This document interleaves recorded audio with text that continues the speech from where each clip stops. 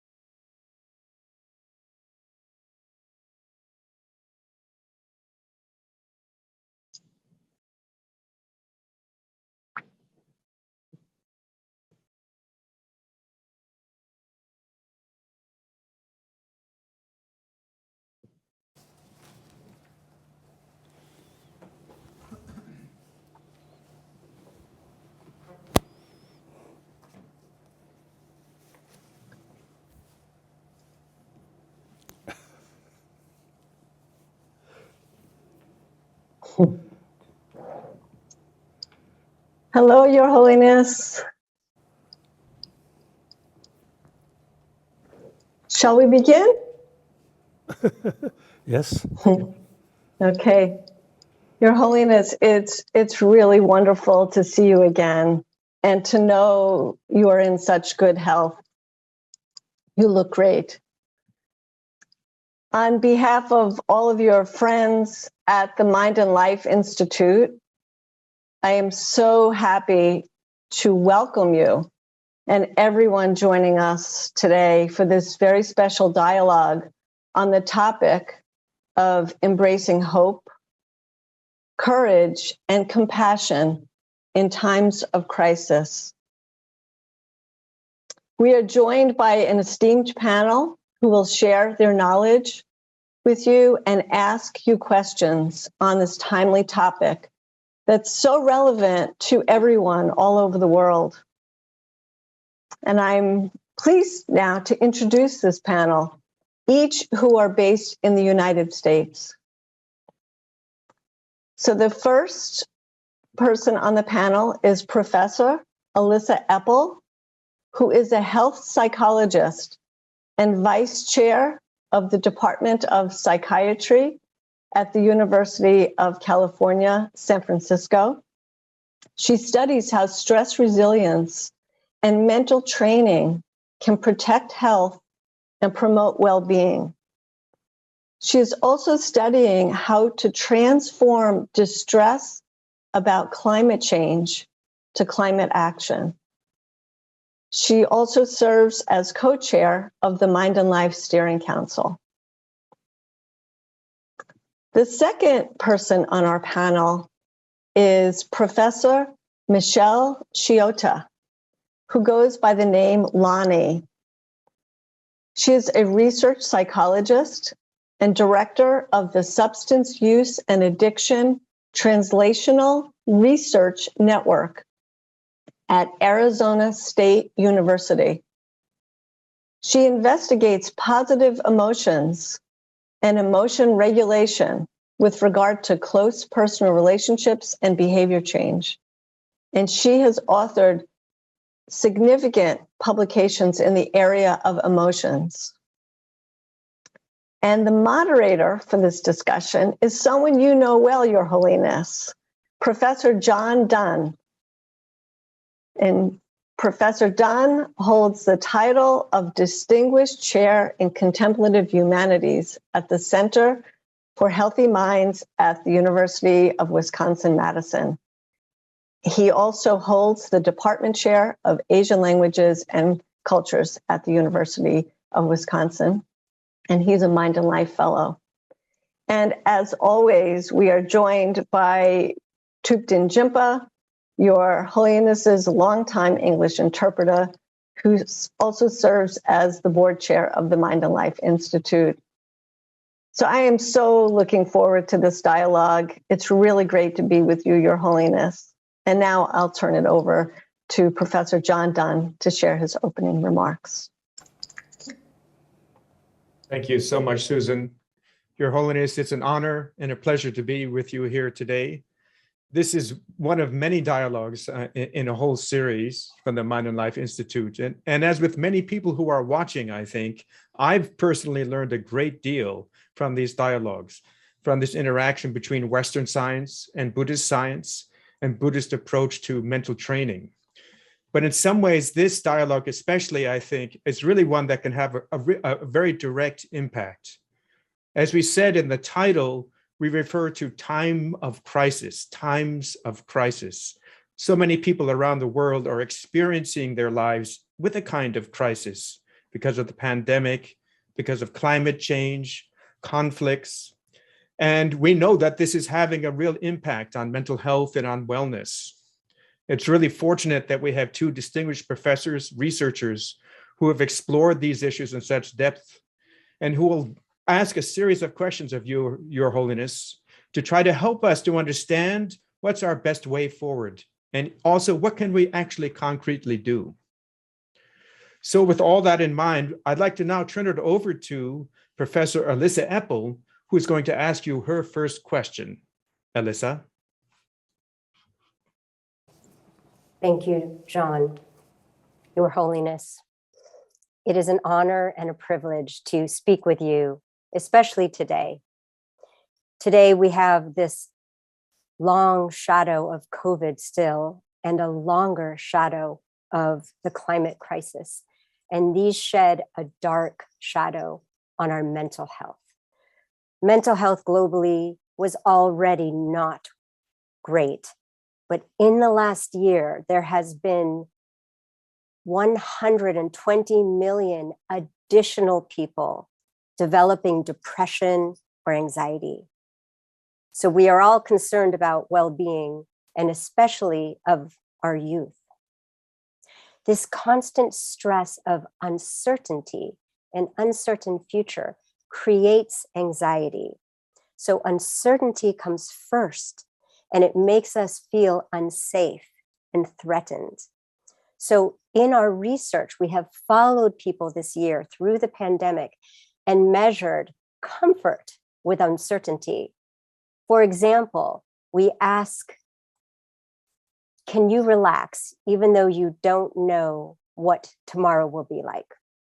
What we've found, as predicted, is that people with comfort of uncertainty have much less traumatic and repetitive thoughts about COVID and also about climate. So this comfort with uncertainty is very important. We want a predictable future, but that's not our reality. Uncertainty is always here.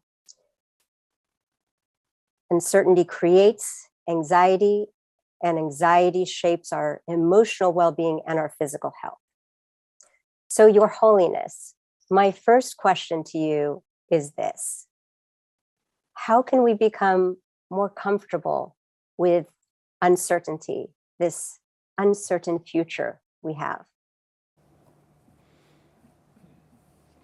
이때 매번 내주디 토네 매만 부시부지를 강에 태도스 아니 이때 매번 나 수디고 춘이 인자 요다 비오만 와서 디 토래야 디 토네 셈삽다 셈제 숙치모 망다 숙치모 마요야 탑람 탑시를 가려놨어. Indeed, I am very, very happy and great honor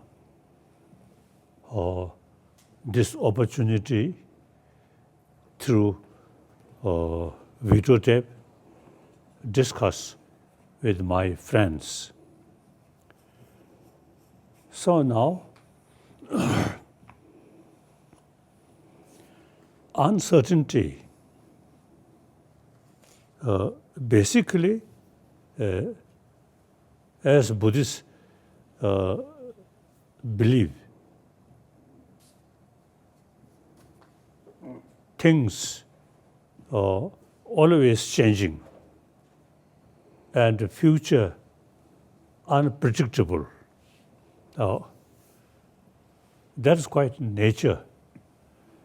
But now, the unfortunate thing is the problem which we are facing, some by nature, including weather condition. These are something part of nature.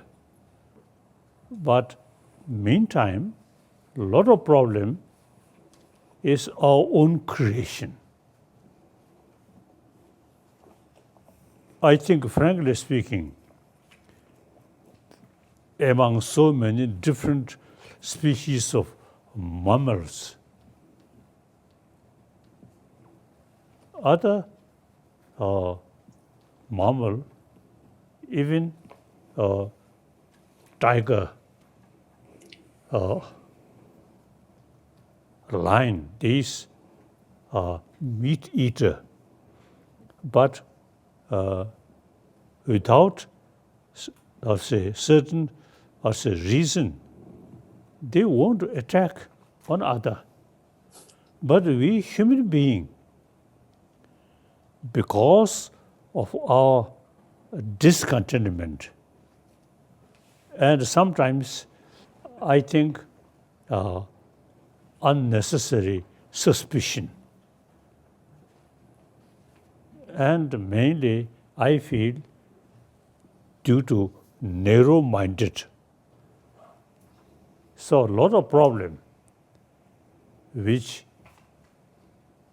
here on this world face last several centuries, and within this century, you see, First World War, Second World War, and spent a lot of money making weapon. These are, see, we have, I think, basically against basic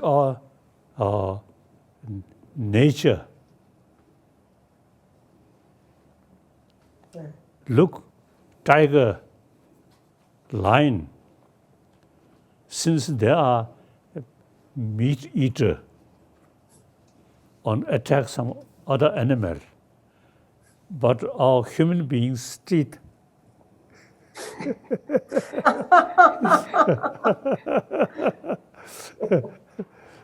sometimes we can sort of bite fish. Otherwise, you see, basic human physical condition, physical nature is not that kind of tigers or these things.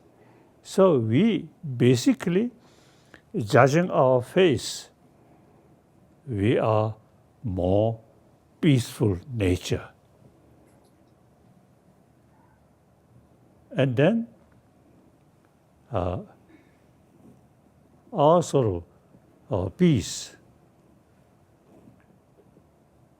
Now time passes,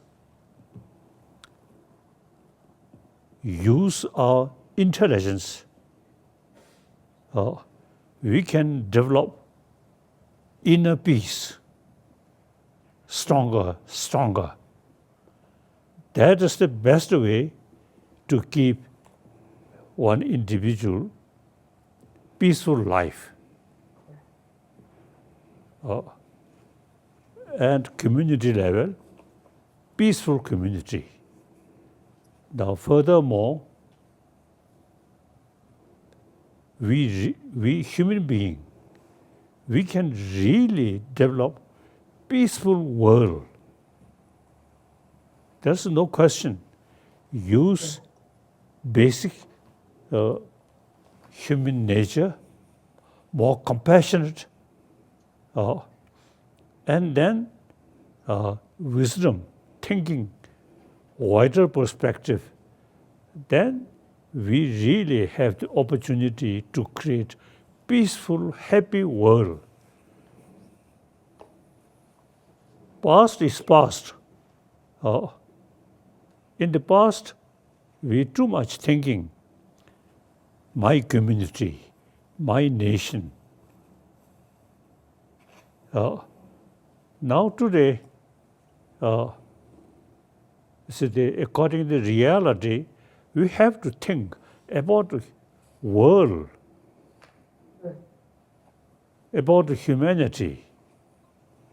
I think this thinking, me personally also, very helpful after we become refugee, remain in this country. And of course, historically, we Tibetan and Indian, we have some special connection. Plus, India, peaceful, and as far as religious concerned, multi-religion exists in this country. So, sometimes I feel I prefer India as a refugee rather than stay in Podala on a high throne. You see, some sort of way of life is unrealistic, too much official thinking. Now become refugee. I feel much happier. So now all these, basically we are same human being. We have to live together on this planet. And me personally, meantime, you see, with India's freedom, freedom of thought, freedom of speech, I can utilize much my thinking, which if I stay in Tibet, more formal way and difficult. Now as a refugee, me is much easier to share with our, different views. And now, really possible thinking about peaceful world. At least now, this century and the coming centuries, we really can build peaceful world, happy humanity on the concept of oneness of 7 billion human beings. And we must feel fed up when we saw weapons, soldiers. We really feel, is it necessary? No. We have to think oneness of 7 billion human beings and one world. We have to live together. So now, I think now situation is such. Now we can really develop peaceful world with concept of oneness of 7 billion human beings. And thinking, basic human emotion, from birth, we are received maximum affection from our mother. So that's our life start. So if from the birth we remain like this, And then, you see, difficult to also change that. But our nature, more compassionate. Without that, the child cannot survive. Every human being, all come from childhood experience. So now, I think in the recent centuries, fightings, killing, these are, superficial thinking, not based on, the ultimate reality. So now, since things become, I think more, we humanity, compelled to think about reality and thinking one world. So,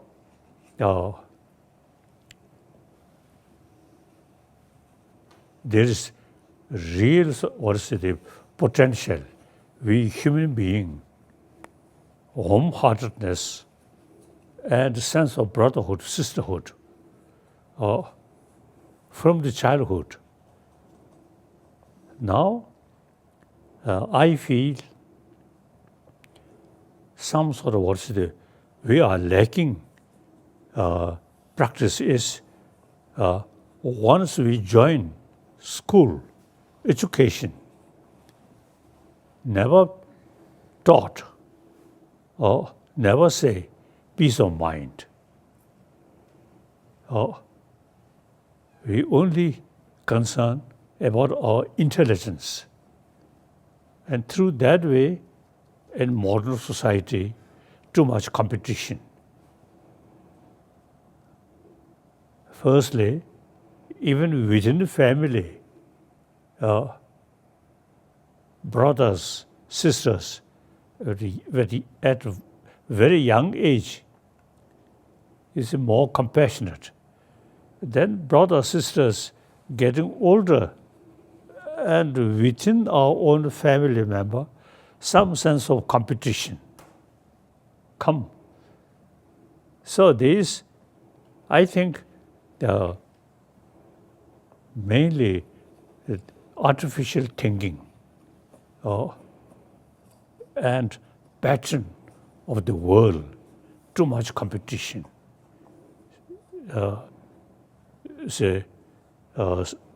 Their life with too much competition. You see, this not very nature of humanity, but a negative emotion, and due to lacking in our education. So education, now we should pay more attention about how to keep peaceful world not come from sky, but we each individual, 7 billion human beings, we must build peaceful world in order to develop or in order to bring peaceful world, not by weapon, but by warm-heartedness. And you see, recognize entire 7 billion are human brothers, sisters. We have to live together, and much better, more compassionate, rather than competition and paying more attention weapon. So I think sometimes I feel world, due to a lot of problems, a lot of suffering in the past, now we become more or less more mature human being. So there is a real sort of basis for hope make peaceful with sense of brotherhood, sisterhood, and basically oneness of 7 billion human beings. I think within our lifetime, I think we can build really peaceful, happy world. Okay. Your Holiness, there's so much that is of profound importance here.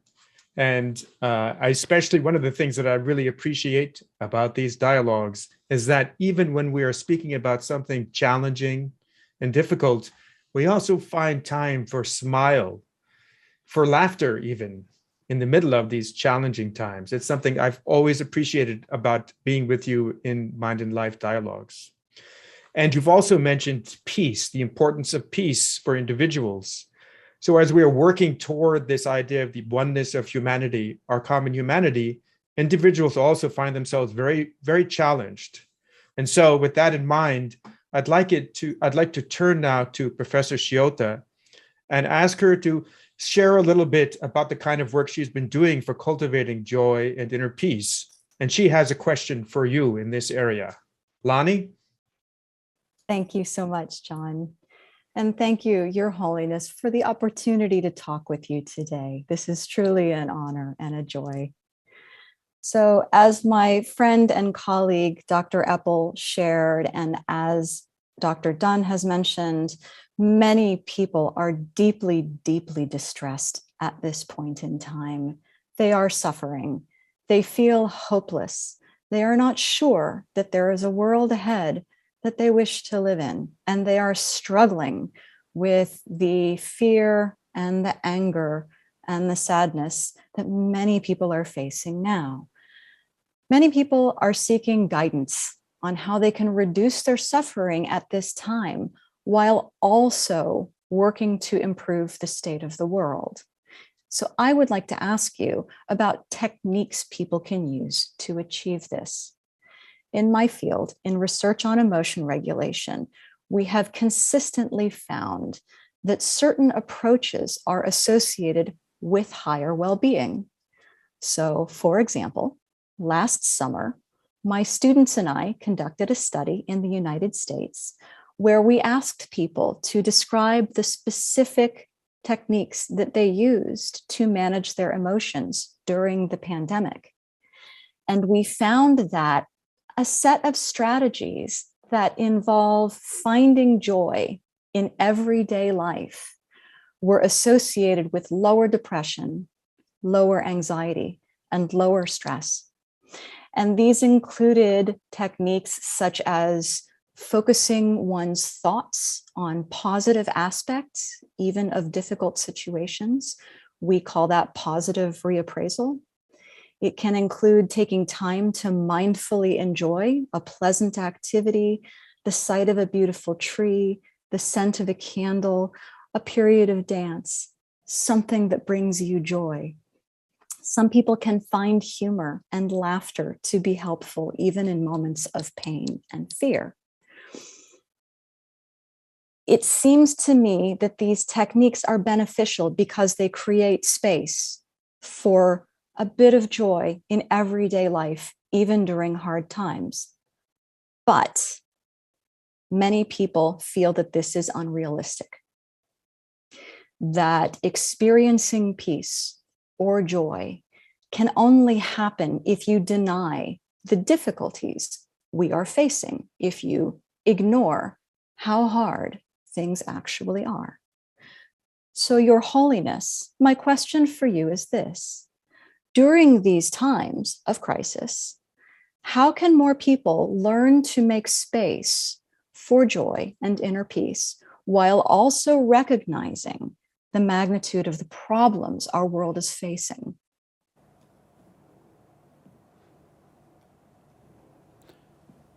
Now, as I already mentioned, according to reality, the world becomes smaller and smaller. And on top of that, the climate condition, all these is force us think about oneness of one world, one humanity. Now, instead of competition or cheating, work together, because we have to live together. And you see, with sense of self-centered attitude and spent a lot of money for weapon and killing. That's, you see, in the past, you see, we people spent a lot of money for weapon, for military forces. Result, more suffering, more problem. So thinking this reality, then there is no other alternative. We have to live together without a weapon, helping each other. Now, for that reason, firstly, we really need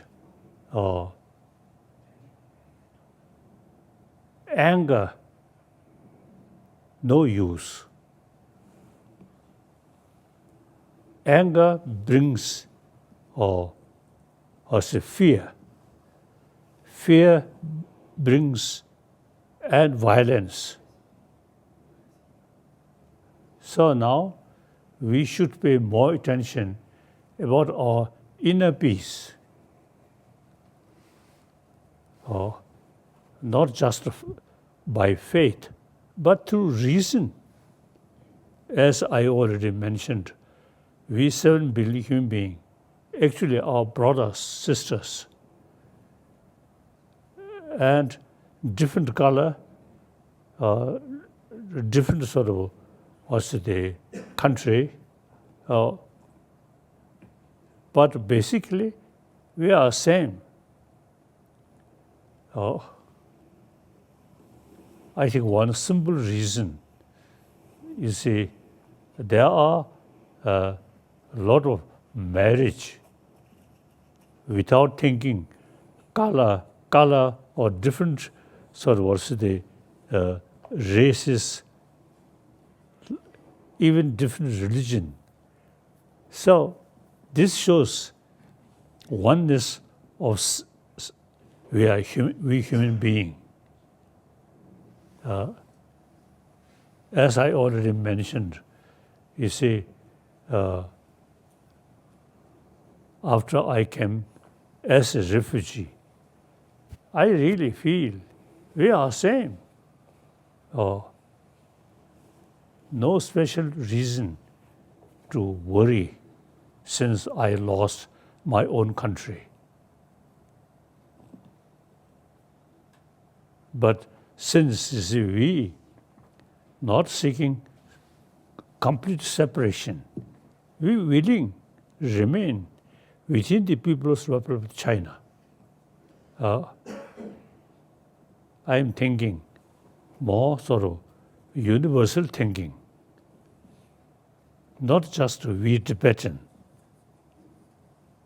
If we too much sort of emphasis or individual case, then within Tibetan, Kham, Amdo, Yuzhang, within there, different sort of the groups. So now we should feel enough, too much emphasis on individual group. Now time come, we have to think about world, humanity. As I already mentioned, I myself, thinking that way, I really get much more peace. When I visit different countries, I always feel we are same. So,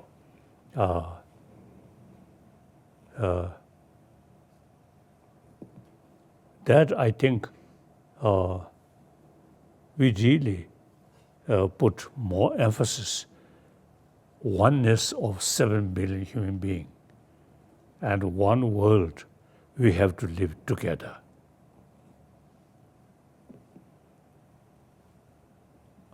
This importance of the oneness of humanity. Yes.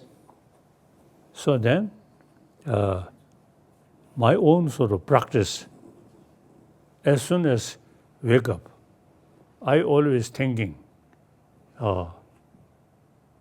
I'm human being, live on this planet, we are same. So here, the practice of the bodhicitta, very helpful. We never make a distinction, they and we. We always think entire sentient being and particularly entire human being. So thinking benefit of entire human being, more altruistic thinking. And now here,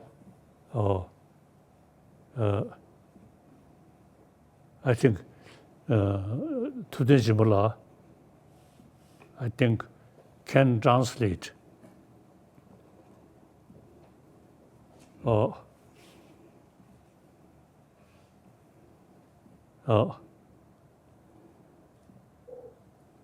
Dr. Shenji Dungeda Kasa, Yanda Sao Machana, and Sosu Kiba Yung Maris. Just entire Kanda Kasure. Kanda Rangdun Samneati and Kasure. They in Kata Mukiba Ken did this. Rangdun Kasa Shandun Samyati, one at the Dion Yarisha. Ganzumi Michizol Dani, Deguyari, Mizam Maimbe, Simja Samolo, Kadanganazo Dessa Shadoga, Sadiri Indu Shandun Samba Taichu, Rangdun Kona Samdana, and Mukibu Yonda Jigi, Chadigitoga. So Dr. Shenji Dungada, Yanda Saw Gunand, Yanda Saw Machena, and Digi Yomaris, Nighting in Darish, something Giori. Dr. Shenji Dunga, Yanda Saw Machena, and Casa Yanda Saw Machena, Sanjay need to meet. Oh, Sanjay in the Midushi, and Ka. Oh, Chasaga, the Hindu, Kanda, she Rangdun, Yon Druya Yashudi, Shandun Samna, Rada, the any similar Pigudua. Oda Ngadi, Chanju Sim said some dance, Yunduzane, the similar shitty, go Shivuji Yonde. In my own daily practice, one of the things that I find most helpful is cultivating this altruistic outlook. So every morning when I get up, I remind myself that I'm just one human being among many human beings. We're all the same. And particularly reflecting upon some of the passages from this Indian master, Shantideva, who talks about how at the root of many of the problems we face in our everyday life is actually sometimes excessive self-focus and self-centeredness. And at the root of many of the things that are good in our life actually tends to be rooted in an attitude that has more other orientation. And in fact, Shantideva says that, for a Buddhist, let alone attaining Buddhahood, if you are focused too much on yourself, even in this life, in the everyday world, you wouldn't find joy. So this recognition that, orientation more towards others is really the gateway to greater joy is something that I really find very, very meaningful and true in my own personal life as well. So the main point is that if one is truly serious about one's own long-term well-being, one needs to open up one's heart and orient more towards others so that there's space for others and it's not just focus on oneself. Chazanga, ta susu rangdun chigo samdana, edi ko chik tramishu monguchi ta kasure tongde aruchi. Shandun sam, chisam ku shandun ku lo kibe tsuki rang samda shidi rangshi ki yongde achi. Rang ngang yongde achi. Satide yindu ngar rang nyamnyo chewe ina be nirishindu shaga yalaba da chanju ku samkom. En di gyabden dele ya en tenjung ki tekona yizadi. Rang digi di shenla tende yorwa. Satide yindu zane ene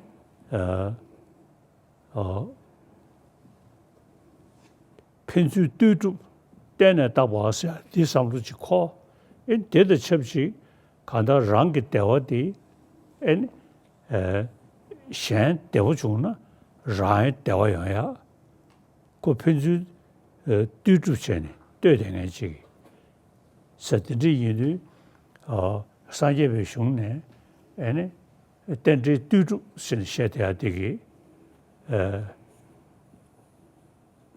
anata de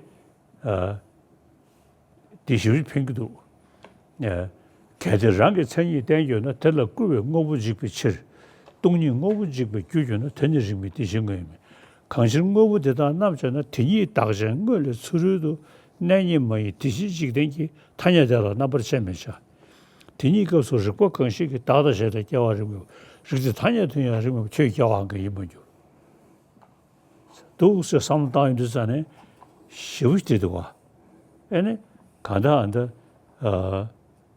디 나라즈 미사데 지소식을 땡땡이 지리 사데리 인도 랑기 디기디 샹다 땡땡이 지기 디 서비스타르샤 사데리 인도 샹다 사와차디 랑기 디기 용야기 응원에베 마사로 소드르디샤 사도선에 상당히 전에 아니 가다 나나나샤 지고 소수지고 상당하고 정신기 숙충조 돼야 저기 마겐섬제 탐제선에 디그 쉬우지다 반도 용도가 어떤지 저자가 자주금 고려하시게디 somebody shandun somebody yonya de rangdun juya yakshu di chanju som komyarisha.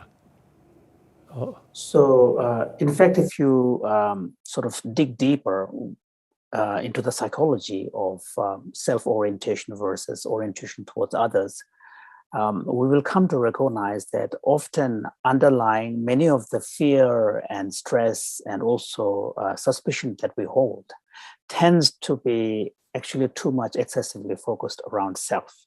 So when we invest too much of ourselves into a situation, we tend to see things in a disproportionate way. So on the other hand, if we are able to open up our heart a little bit and be more orienting towards others, in fact, the fact that we make that choice opens up a space for courage in us. And we also tend to be more relaxed. So this is one of the reasons why there's an emphasis in Buddhist tradition on cultivating more altruistic orientation of the mind. And we call it bodhicitta, awakening mind, altruistic awakening mind. And this is a practice I do in the morning.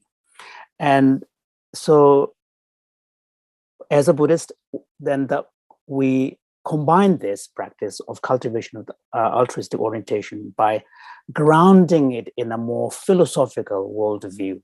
which incorporates the appreciation of interconnectedness and interdependence.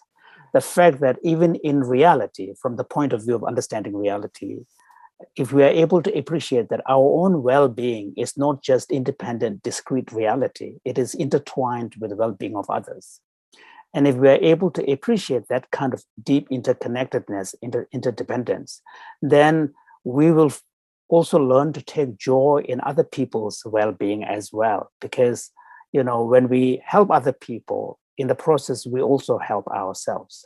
So and here at a deeper philosophical level, of course, the Buddhist view of interdependence is rooted in the Madhyamaka philosophy of emptiness, which actually rejects any notion of objective independent reality. Everything is interconnected, everything is relational. And here, His Holiness cited key passages from the 7th century Chandrakirti's text, Entering the Middle Way, where he really goes through argument by argument, demonstrating how the idea of an objective independent reality out there is untenable, by demonstrating consequences for this position. So the main point is, if we are able to adopt this kind of view, then we have a much more kind of expansive view of reality, where our perception of the self and other relationship is much more constructive and also closer to reality, one could argue. And even if someone is very interested in pursuing one's own personal well-being, the smarter strategy is to actually, pay attention to and care more about others. Because there's a saying that by focusing on others' well-being, achievement of your own well-being comes as a byproduct. It's not something that you have to deliberately seek out. So those are things which really help, because if you contemplate on them, if you try to embody them, if you try to cultivate them in your own mind, it really makes a difference. 인가 인다르시 자주섬 탑지산에 자주섬 dakshanyamchiti tso samta. Tati gyabdena ya kaidarangi tsanyi tangyo na tela kurwe ngobu jikbi shir. Tongni ngobu jikbi gyogyo na teni rinbi tishin ngoyami. Kanshir ngobu deda namsha na tinyi dakshan ngoyla tsurudu nanyi mayi tishin jikdangi tanya dala nabar chamecha. Tinyi kapsu ribo kanshir ki dada chanla gyawa rinbi ba. Rikdi tanya dunya rinbi choyi gyawa hanga ima gyo. Tati shukude ngobu tongpo sunye lasa wa sola dana mata bayamin. Chida tena sunye so dona shiba daya nama gyuda. Tishin ngobu tamsha tongna yang donyi dala rido gyawan gyuru sa. Tati hidi do samrush danyon tizane chigi shedan sayadi chigi piki mikde chasaro chigpe rangsabur shi samu tangdoga. Tati di shigi gudoga. Shivuji pandodo. Ane? Chasaga anda ada shibjebe nariya karsa ka lulu luwan chishin tu timu kunla na gyudi tishin nyomo tamja ya timu chombe chomban gyuru tenshin rawan zhungwa ka tongna timu zhungmin gyuru tishin beba kuyi de tamda tongma nyebar chaas se anda tinjungi dekona yi samu tani tichidu nga da kyo seni pe shivu chigi 지금 랑세버를 써버려. 된저게 상로디 그 간다 탑지 차네 자주고 생활 상원다. 시르고 차네 동리가 상원다. 딘주고 대코는 이 상원다인데 시우지 팽크도 생려야. So in my own personal practice, when I focus on cultivating the altruistic orientation that I spoke of, bodhicitta, I tend to use more the Shantideva approach of equalizing and exchanging self and others. And as I mentioned before, it's really powerful. And then as a sort of a rationale and support for this, we need philosophical grounding and dependent origination that I spoke about. And here, one of the key ideas is the recognition that the notion of an objective independent existing out there is untenable. So, and finding a way in which you actually, Chandrakirti talks about how having recognized that objective independent existence is untenable, yet at the same time, we should not slide into nihilism by saying nothing matters, nothing exists. So we need to be able to find a robust conception of reality, which is relational. And in some ways, it's like almost like a sort of an illusion-like character where things seems to have an objective existence, but actually they do not. And their existence can only be spoken in terms of relationality or interdependence.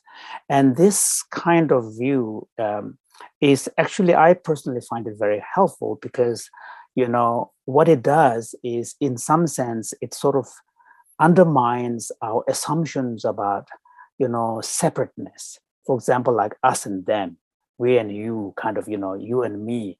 And all of these assumptions are underpinned by kind of a belief in some kind of real separatability, which is grounded in objective facts of the world. But when you bring this kind of philosophical perspective, as well as the more ethical side of, altruistic cultivation, then really this very strong attachment and clinging to me, I, and us tends to sort of dissolve. And it really has an impact, so there's a sort of two aspects to this. One is the more ethical cultivation of the orientation of the heart through the altruistic cultivation. The other one is more from the philosophical approach where you cultivate an outlook on the world, a kind of understanding of reality. And that really seemed to make a difference. Your Holiness, I was wondering if we might, this is such an excellent point to transition to another question that we have for you, which I think is in many ways related to this, the insight of the interdependence of our lives and the way in which altruism, not being self-focused, can actually help us is very powerful. But sometimes people get caught in a state of feeling hopeless, of feeling like there's no future for themselves.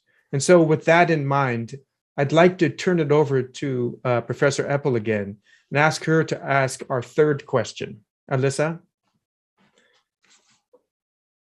Thank you, John. This is so rich.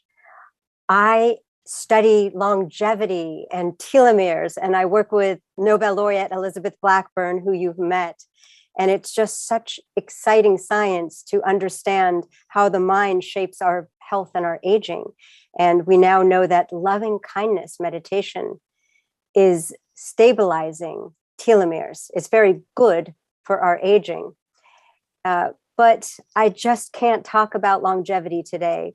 We have to talk about the Earth's health, which we are completely dependent upon. So a new survey came out, the first survey ever of youth across the world, 10 countries. And they were asked, how are you feeling about your outlook about the world and the climate crisis? And we just must look at these numbers together. 75% of young people, teens and young adults, feel the future is frightening.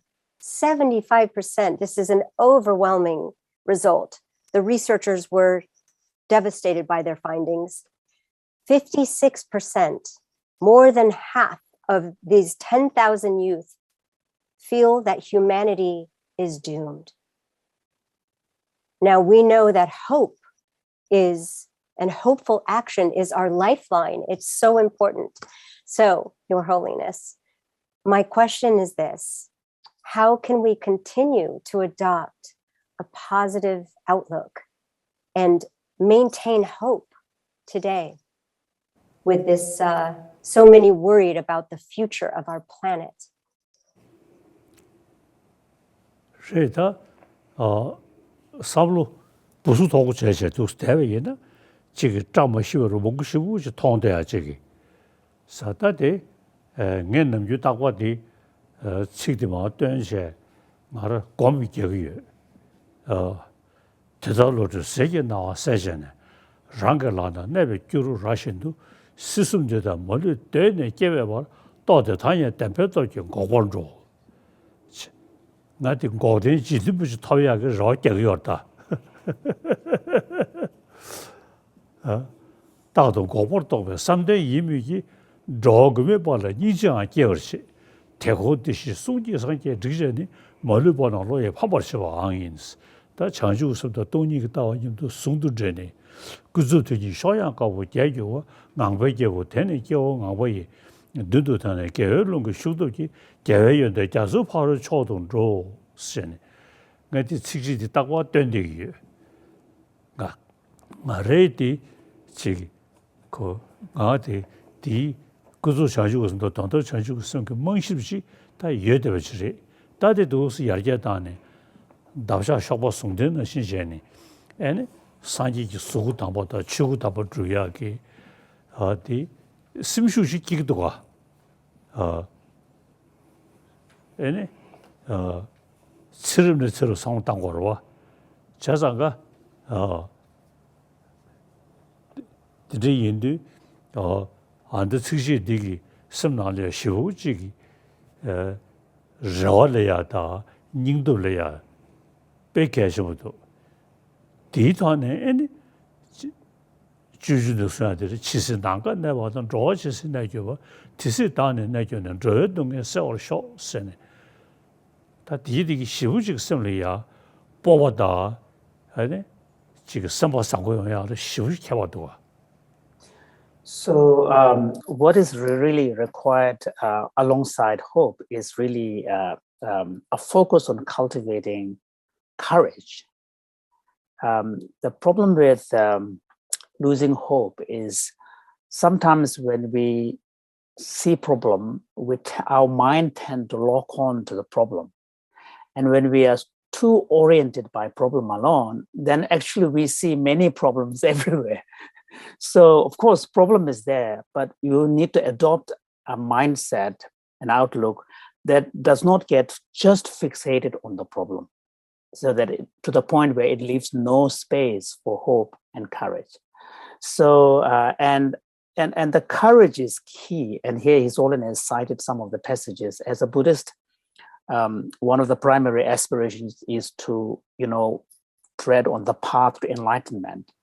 And, and part of the path, that's a long path. We're talking about, cultivating bodhicitta to an optimal level, cultivating the wisdom of emptiness to an optimal level, and combining these two, wisdom and compassion, compared to like two wings of a great bird, which will then help someone soar high into the space of reality and travel beyond to the shores of Buddhahood. So that's the aspiration as a Buddhist one has.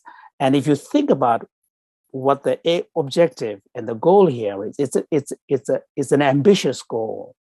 But by recognizing that the basis for all of this is found in me, right here, and I can do it, I can cultivate it, and also recognizing some of the progress that you make already along the path, it gives you more hope and more courage and more confidence. So I think there are definitely things we can learn from this kind of basic psychology of the need to bring courage as well as confidence to, as an underpinning for hope. So that, so here, a couple of things that's happening. One is to open up so that your mind is not fixated on the problem alone. Yes. And then you need a sense of courage, thinking that I can do something. And then along with that, also needs to have a sense of confidence based on a long view. So those are things which help me in my own kind of journey. And this is something that could also have a sort of a general lesson here. Thank you, Your Holiness. It's really profound to think about the way in which wisdom and compassion are something that, in a sense, we have within ourselves, like we have a fundamental capacity for this. It's really remarkable in a way, the capacities that we have as humans. But also, as you know, there are many thousands of people watching us now. And with that wisdom and compassion, one question, of course, well, what do we do next in a practical way? what kinds of actions should we take? So with that in mind, I'm going to again ask Professor Epple to ask our question. We're going to jump over a couple of questions and go to question number 6 now. I ask a question many of us have, and this is about wise action. Our crises open the door for large societal change. And at times I think I'm so lucky to be alive at this moment on this planet in such dire need, because we have the opportunity to live the most purposeful life. Our actions can have huge effects on future generations to try to help them exist or have a better life. But we may not change enough, and that we don't know if our actions together will happen soon enough. And so this plagues us with doubt. But if we truly believe that our actions together matter, if we truly believe in the oneness of humanity, and we adopt that in our actions, this opens the opportunity for huge transformational changes. We know from research that we don't have to change everyone. Small group of people with strong moral values, uniting their hearts, minds, and action, can lead social movements, can create big change. And so this is called a social tipping point. I hope that we are near a social tipping point together.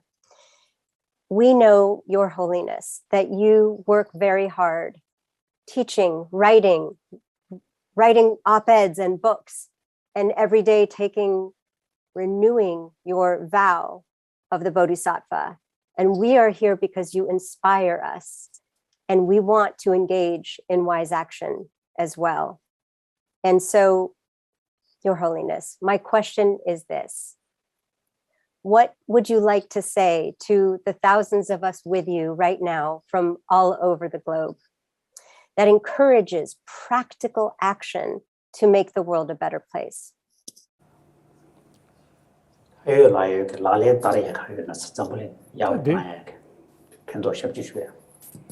Ngade nyindarish anda junju labjin juju da junju chigdi tawange samdandege dagde shengi dunga da yanda chawar mashana ene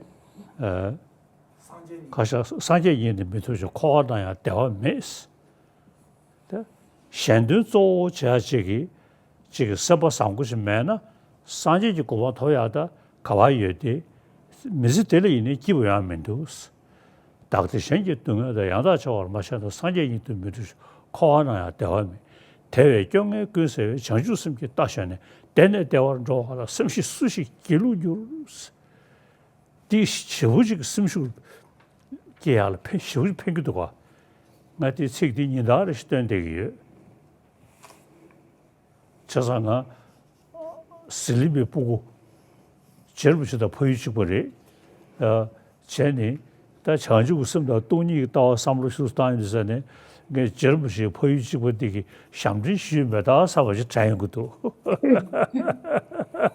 So, I mean, in my own case, as I mentioned before, what gives me a lot of strength and courage and confidence is continual renewal of the altruistic orientation of the heart. And as I cited before from Shantideva, who, these are verses that I chant regularly and, reflect deeply on them. Shantideva says that if one does not switch self and others, let alone attainment of Buddhahood, even in this life, there is no real, source of joy.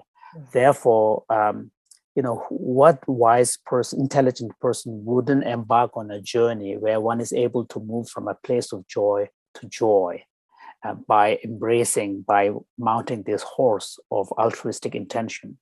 So for me personally, contemplating on these verses, thinking about them, renewing my altruistic orientation really helps. So what we need is on the part of each individual, some way of finding that kind of renewal of their intention, their courage, and their confidence. And for me, of course, a large part of that comes from sources like the Shantidev's text and contemplation on the teaching on philosophy of emptiness. So this union of method and wisdom. And I sometimes, brag that I was born in the same region as the great Tsongkhapa. He was also from Amdo. I'm from Amdo. So it looks like, judging by what I have been able to do, at least in my personal practice, so far, I don't seem to be dragging down Tsongkhapa's name by saying we were born in the same region.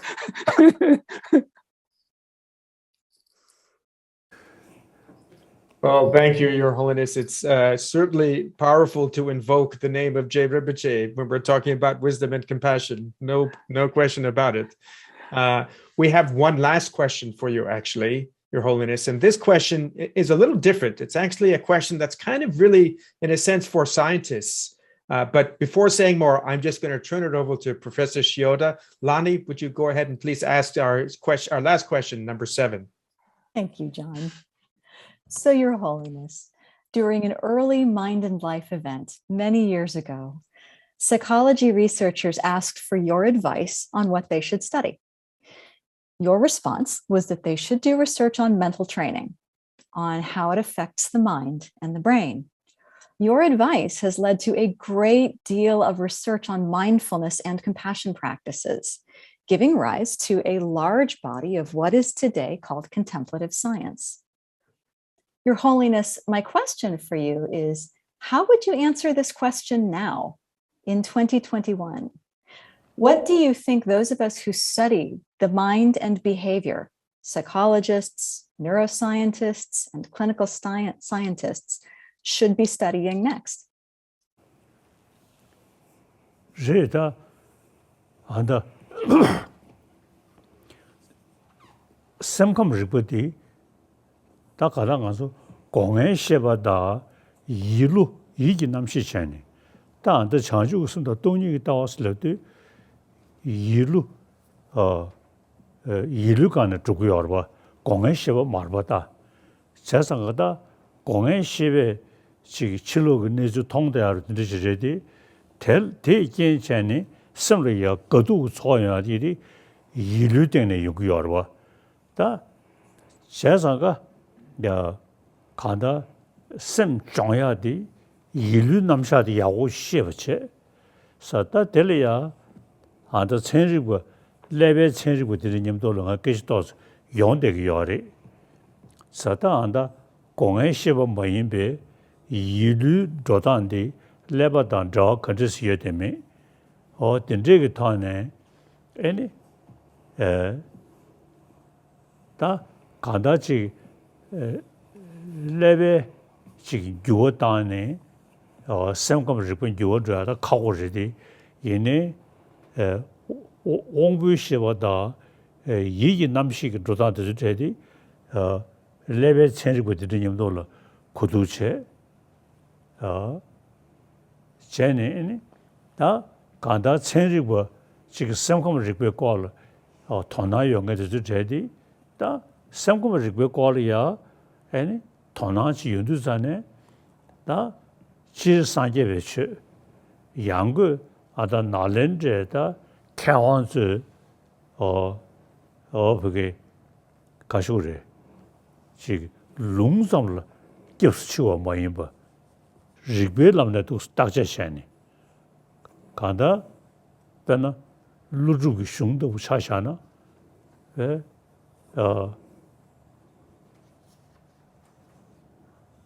我们早些时候参拜，只是拿了日不可的住的不是嘛多，龙给住起，是咱们的瓜，安的，现在那个龙的这呢，个是龙顿山呢，搞不就过的这，养的的话是日本的早点的这个，但的这个三个日本的这呢，都是俺这上面大了，但的判断都。So when we talk about mental training, one very fundamental distinction we need to make from an epistemological perspective is the difference between what in the Buddhist literature or Indian philosophical literature we talk about sensory experiences on the one hand and mental experiences on the other. Of course, we know from personal experience that many of even the mental experiences are led by sensory experiences. The things that we see, hear, and come into contact, then they give rise to sensations and feelings and thoughts and emotions and so on. But the fact remains still that these modalities are different, and the experience of unhappiness and happiness takes place at the level of the mind, not at the level of the senses. So when we are talking about mental training, such as cultivation of the altruistic orientation of the mind, as well as wisdom of emptiness and all of this, we're really talking at the level of the mind, not at the level of the senses. So because of this, I've had quite a lot of discussions with neuroscientists in trying to see if there are any ways in which correlations of the mental level experiences can be mapped out at the brain level, just as the sensory experiences are mapped out at the brain level. So that's an interesting discussion. And another important thing is that when it comes to understanding the nature of mind and functions of various facets of the mind, Buddhist tradition in general, and particularly the Nalanda tradition, is very rich in resources. And one of the remarkable features of the Nalanda tradition is, although it is a Buddhist tradition, it's a tradition that does not prioritize the authority of the scripture. So, for example, if you look at the great masters like Nagarjuna's, fundamental treatise on the middle way, there's very little scriptural authority being cited. It's really a series of arguments and rational arguments and reasoning. And in fact, in some cases, masters like Nagarjuna would interpret a literal meaning of go beyond the literal meaning of a particular statement attributed to the Buddha, and just not accept it at the face value, so the reason is prioritized. So I think it would be wonderful if there is a way in which there could be a deep collaborative research where this, the reason-based approach that is found in the Nalanda, as well as the resources that are presented in the domain of mind science from the Nalanda tradition, could be somehow, combined, not combined, but come into a dialogue and collaborative research with modern researchers, scientists, so that there could be a more kind of richer conversation. That's one possible kind of area of that could be done. Tini shesin samu jigrun dine ngongo mile kyoye ngebar tokyon dine sanja shenya shenji to chömin gyuru sene ne de yin de choje langbo de choje jabo de tenjung ge tekona ni be dane taksam sia de tulu chuyo maris de tulu mochurni ene pangsam shena tekedo ma os. So, and of course, the Nalanda tradition is not a monolithic tradition. It's very pluralistic. And so, for example, like the great thinker Chandrakirti, even, takes masters like Dignag and Dharmakirti and others as object of criticism, and pointing out that even these great masters still, retain some vestiges of clinging to a notion of objectivity, and saying that they haven't realized the full truth.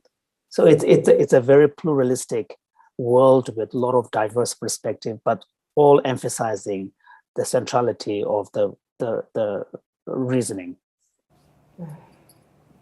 So taksadambe kuduliya shezungbe chesin longji changbe ina ene kudul mishamu peche be kusho cha chorwa ene shude ene seng nalaliya ene chabo mo chung se adi chain guduga. Holiness was saying that this said, this statement about the centrality of reasoning, but in actual practice, in the monastic debating courtyards, when someone is sitting down, another person is, opening a line of attack or a questioning, and then when the person cites an authority of a scripture, a great master's statement, there's a difference, at least accorded by taking the hat off. so in practice, it doesn't happen completely all the time. Yeah. Your Holiness, I would love to see us do a little debate, but we are running a little low on time. So I was told, however, that we do have time for 2 more questions. I think pretty short questions. So with that in mind, actually, I'd like to now turn it to, and for our translators, I'll say this is question number 4 in our list of questions. I'd love to turn it now over to Professor Shiota again. I think this is a really interesting question, Your Holiness, that you'll be able to give us a great answer to. Lonnie? Thank you, John. So this is a hard question, and it is one many of us are facing right now. Your Holiness, you mentioned the importance of common humanity. But right now, one of the challenges that we face is how divided we feel from each other. We have different worldviews. We have different beliefs about the pandemic, about climate change, about how people should behave toward each other. And we may perceive that those who believe and act differently are doing tremendous harm. These perceptions lead to destructive fear and anger. I have very dear friends, good people, who are terrified.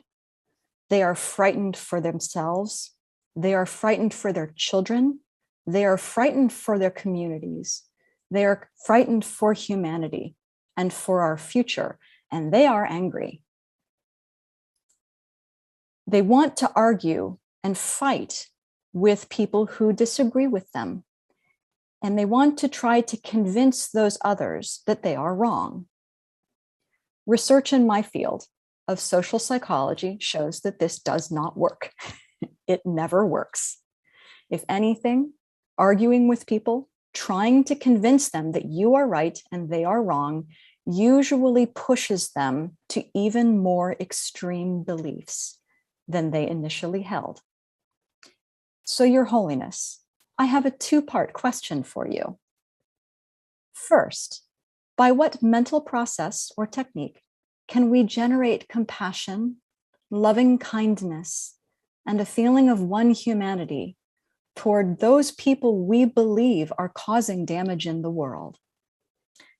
And second, how can we talk with those people in a way that will be constructive rather than destructive? Dida anda zabuli di kaliya chegi kasore. De mikyan tundu che eni mikduru kora chegi semgi shiti kol shake shegi yamar bata. Chasaga anzo anda tagi mashke shung samchu. Anzo lobchan naliya chegi buchunju kala chegi chamni jisadi shta 개처부 저기 열에 에 가서 랍전나도 수두전에 에 잠지사디 걸 생에 개면도 거.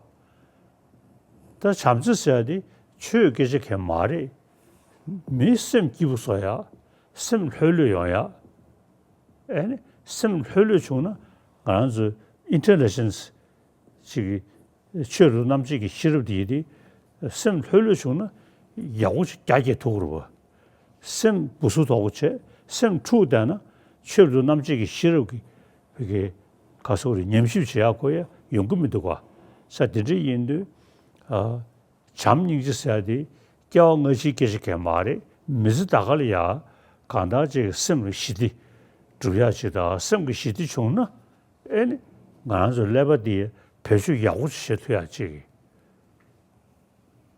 So one of the big problem that we humans face is that often when we look at situations, we tend to get so caught up in a view of reality that is very short term, very immediate, and very obvious. we don't open up to be able to see beyond certain things that we see.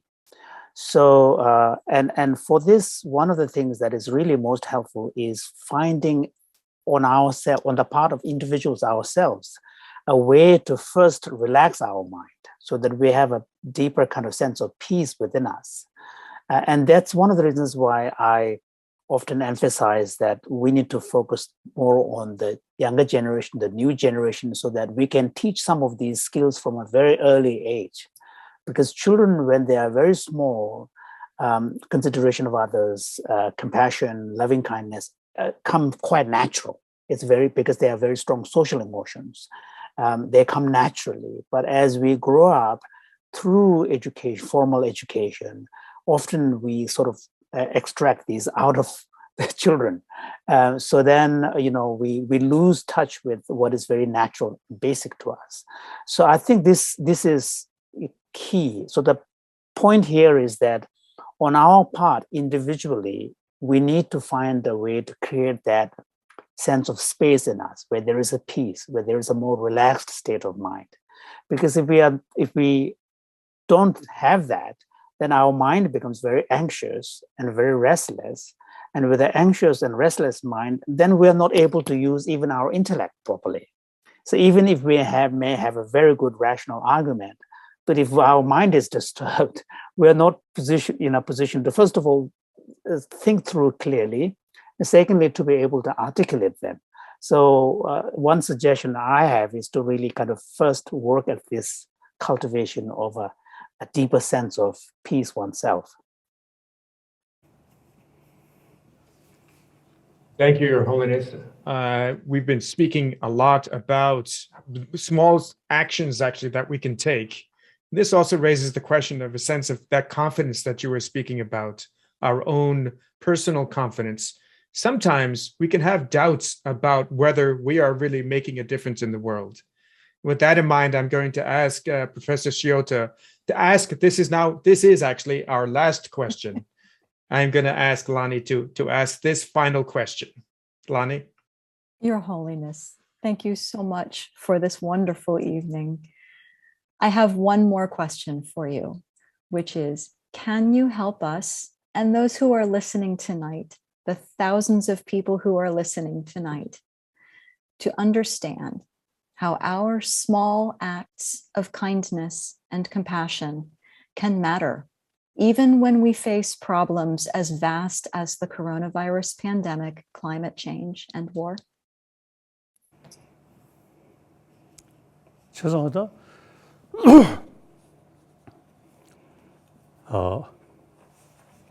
지금 선거 상부셔는 지금 강의 체배 그들이 그 동원시하되 숙체 시도로 지금 선거 공조서야 돼.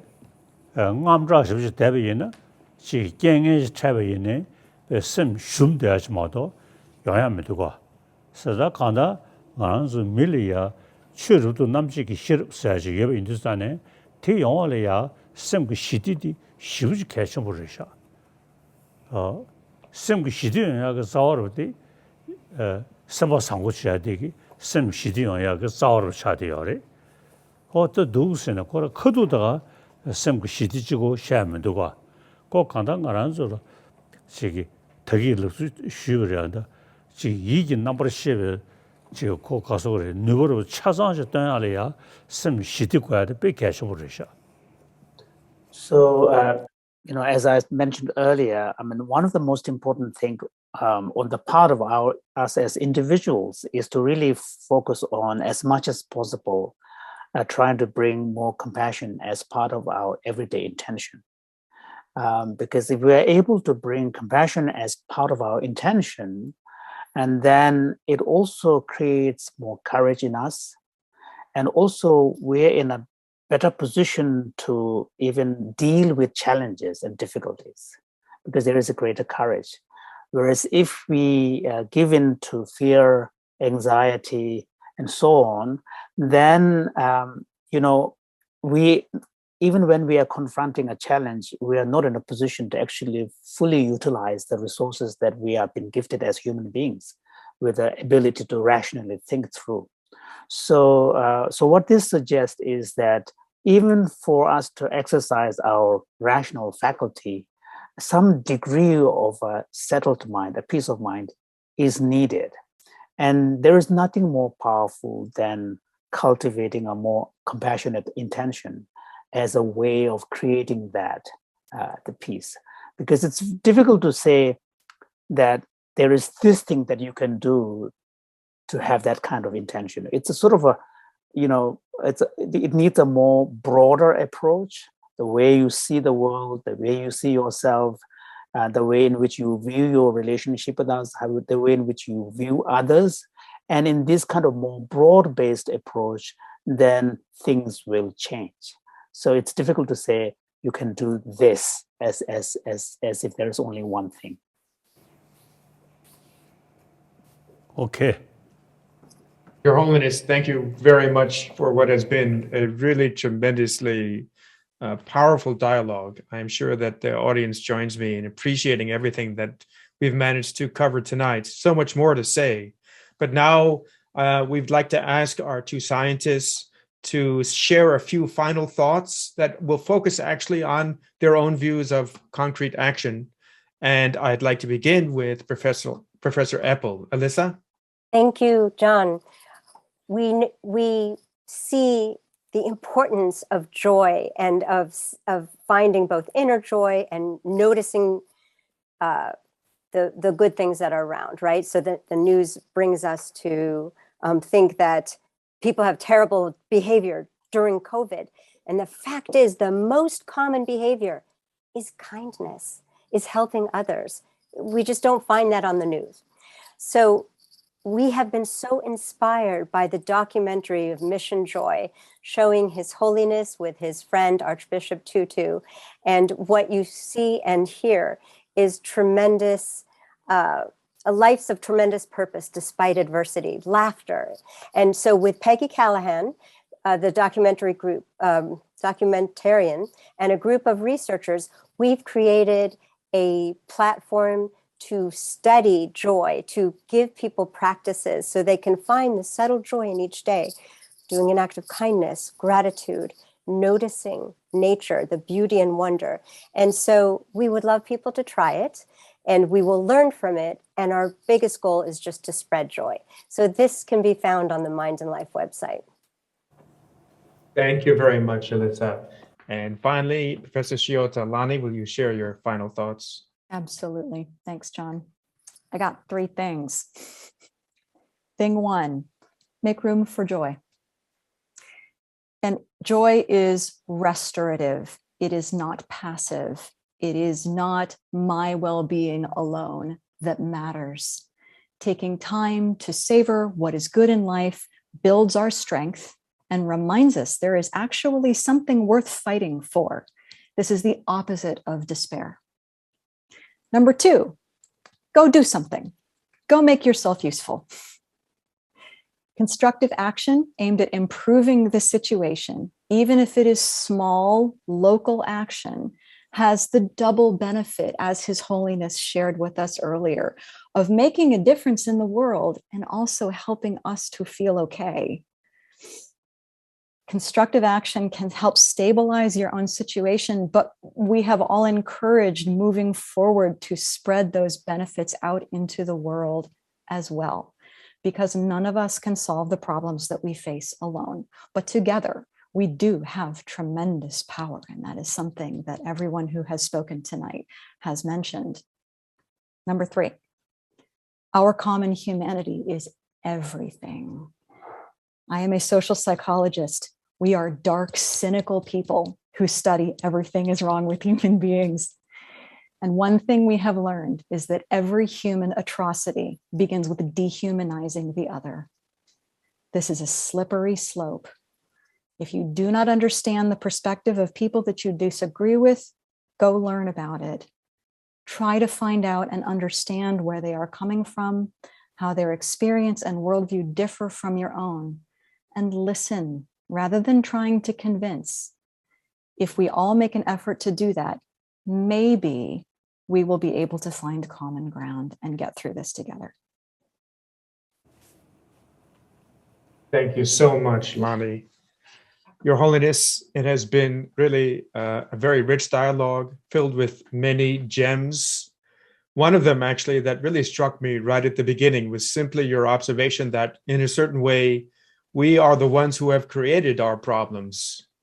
But also, then, the message that was an equally profound and important message is we also have the capacity to overcome them. In a certain way, the challenges we face actually are also opportunities. And the message here that Lonnie has also just expressed, and also Alyssa as well, is a message that you emphasize so much, which is the importance of our common humanity, the oneness of our humanity. And realizing that as individuals, from what you have told us tonight, rests so importantly on the combination of wisdom and compassion, of seeing clearly and also connecting with others.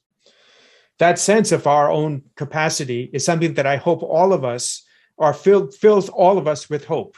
And that as we go on from tonight, that we will feel really energized and filled with hope, but also filled with the confidence that together we can really do something that will lead to that long view that you mentioned, Your Holiness, where we will eventually overcome these challenges and create even a better world.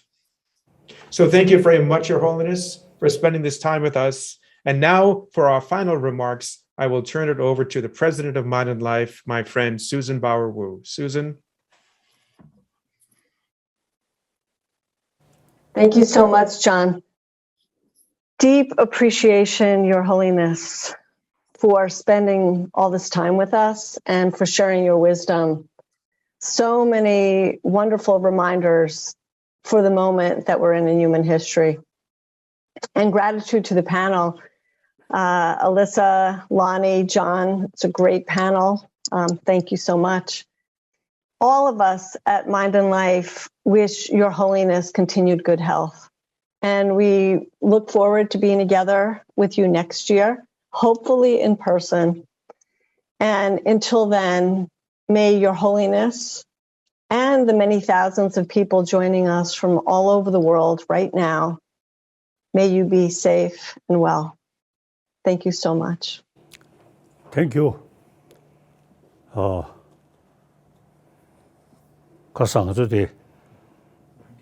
Mind and Life institution.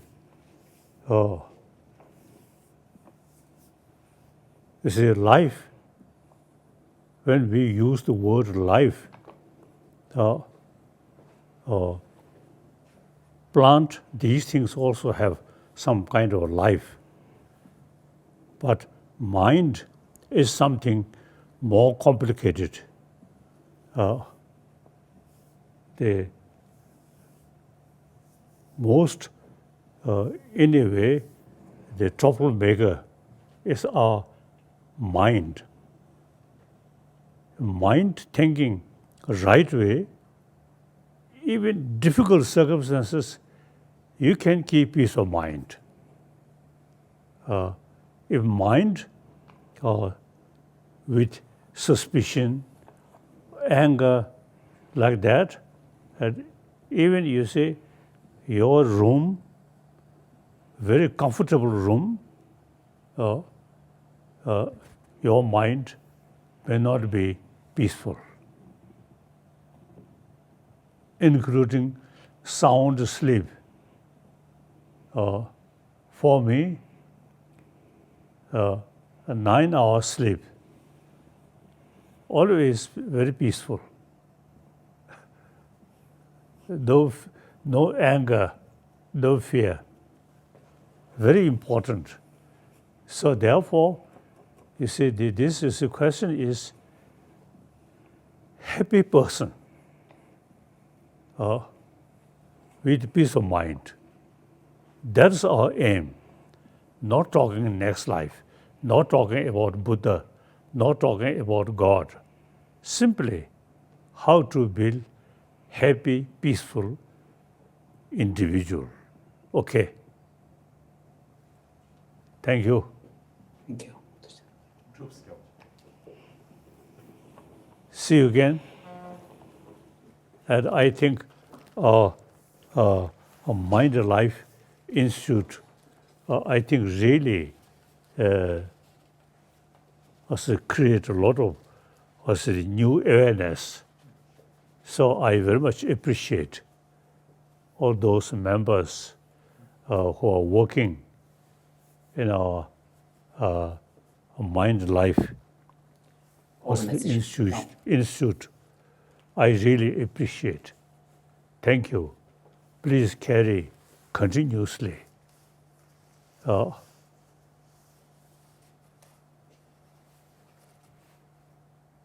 So obviously, as I mentioned earlier, previously always look external thing.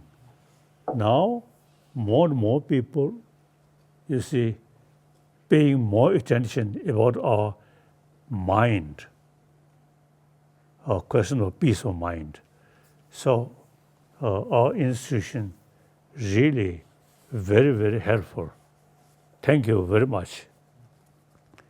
And the future, occasionally we will get a meeting. So till next meeting come, each day, each night should practice peace of mind, compassionate mind, so that, you see, each night, each day, be happy. Okay, thank you.